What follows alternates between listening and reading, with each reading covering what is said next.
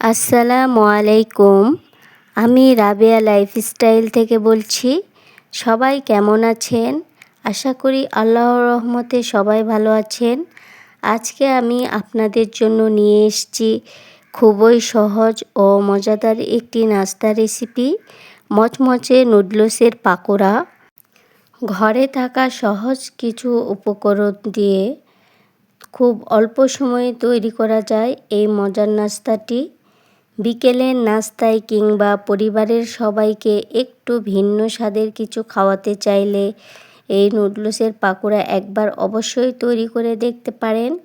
তাহলে চলুন দেরি না করে দেখে নেওয়া যাক কিভাবে খুব সহজে তৈরি করবেন মচমচে নুডলসের পাকোড়া। প্রথমে আমি পানি গরম করে নিয়ে তারপর নুডলসগুলো দিয়ে দিলাম। আপনারা যে পরিমাণ নুডলসের পাকোড়া তৈরি করতে চান সে অনুযায়ী নুডলস দিয়ে দিবেন। এখানে আমি 3 প্যাকেট দিয়ে দিয়েছি। এটাকে খুব ভালোভাবে নেড়েচেড়ে সেদ্ধ করে নিতে হবে।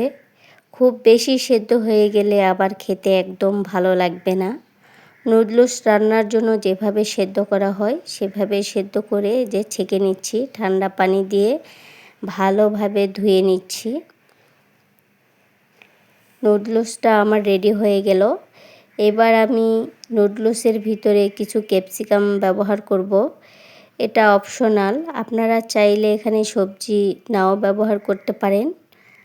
যেহেতু আমার ঘরে ক্যাপসিকাম ছিল এজন্য লাল সবুজ ক্যাপসিকামগুলো কেটে নিচ্ছি।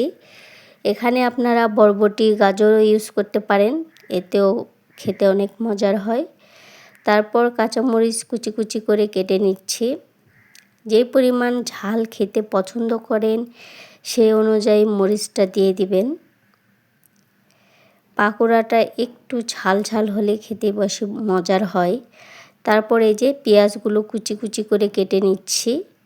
তারপর সিদ্ধ করে রাখা নুডলসের ভিতর পেঁয়াজ কুচি কাঁচামরিচ কুচি দিয়ে দিলাম। তারপর কেটে রাখা ক্যাপসিকামগুলো দিয়ে দিলাম। আপনারা ইচ্ছা করলে এখানে ইচ্ছা মতো সবজি দিয়ে দিতে পারেন। তারপর নুডলসের ভিতরে যে মশলাটা ছিল সেটা দিয়ে দিলাম। সামান্য পরিমাণ লবণ দিয়ে দিয়েছি। তারপর চালের আটা দিয়ে দিচ্ছি। তারপরে বেশ কিছুটা বেসন দিয়ে দিচ্ছি এর ভিতরে। এ পর্যায়ে আপনাদের বাসায় যদি বেসন না থাকে তাহলে আটাটাও দিয়ে দিতে পারেন, ময়দার আটা। চালের আটার পরিবর্তে কর্নফ্লাওয়ারও দেওয়া যায়, এতে মুচমুচে হয়, ভিতরে নরম থাকে, উপরে মচমচা থাকে, এতে খেতে অনেক মজার হয়।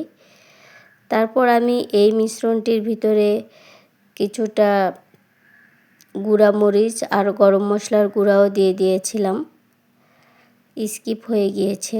আপনারা তারপরে একটি ডিম দিয়ে দিয়েছি। তারপরে আপনারা মাখবেন, মাখার সময় বোঝা যাবে একটু আঠালো আঠালো ভাব হয়ে গেলে তৈরি হয়ে যাবে। এতে যে পরিমাণ আটা আর বেসন লাগবে সে অনুযায়ী দিয়ে দিবেন। তারপর এই যে চুলার উপরে আমি প্যান বসে দিলাম, এর ভিতরে বেশ কিছুটা সয়াবিন তেল দিয়ে গরম করে নিচ্ছি। গরম হয়ে আসলে তারপর এই যে পাকোড়াগুলো আমি আমার ইচ্ছা মতো শেপ দিয়ে দিচ্ছি গরম তেলের ভিতরে। আর এই পাকোড়াটা খুব বেশি জোরে জাল দিয়ে ভাজা যাবে না, যেহেতু এর ভিতরে ডিম আছে, তাহলে পাকোড়াটা খুব তাড়াতাড়ি পুড়ে যাবে। হালকা আঁচে সুন্দরভাবে নেড়েচেড়ে ভেজে নিতে হবে, এতে ভিতরেও খুব ভালোভাবে সেদ্ধ হয়ে যাবে এবং মুচমুচে হবে, পুড়ে যাবে না। এই যে আমি লাল লাল করে ভেজে নিচ্ছি। এটা যার যার পছন্দ অনুযায়ী, যে যত বেশি ক্রিস্পি খেতে পছন্দ করে সে অনুযায়ী ভেজে নিবে। আমি একটু লাল লাল হয়ে গেলে তারপর এই পাকোড়াটা উঠিয়ে নিব। আমার পাকোড়াগুলো একদম রেডি হয়ে গিয়েছে, এই যে আমি তুলে নিচ্ছি। টিস্যুর উপরে যে কোনো ভাজা পোড়া জিনিস উঠিয়ে নিলে এক্সট্রা তেলটা টিস্যু চুষে নেয়, এতে ভাজা পোড়া জিনিসের ভিতরে বেশি তেলটা থাকে না, খুব ভালো হয়। তারপরে এই যে আমি আবারও দিয়ে দিচ্ছি তেলের ভিতরে পাকোড়াগুলো।